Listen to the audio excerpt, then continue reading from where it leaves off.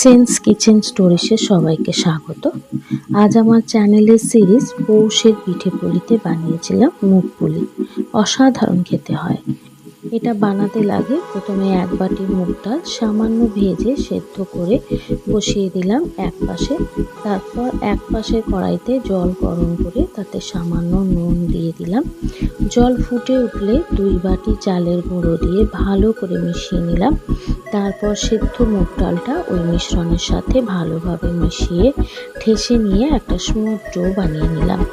এটা বানাতে আমাকে আমার মেয়ে আর শাশুড়ি মা অনেক হেল্প করেছে। এরপর ওই ডোটা থেকে একটা একটা করে লেচি কেটে নিয়ে পিঠেগুলো গড়ে নিলাম।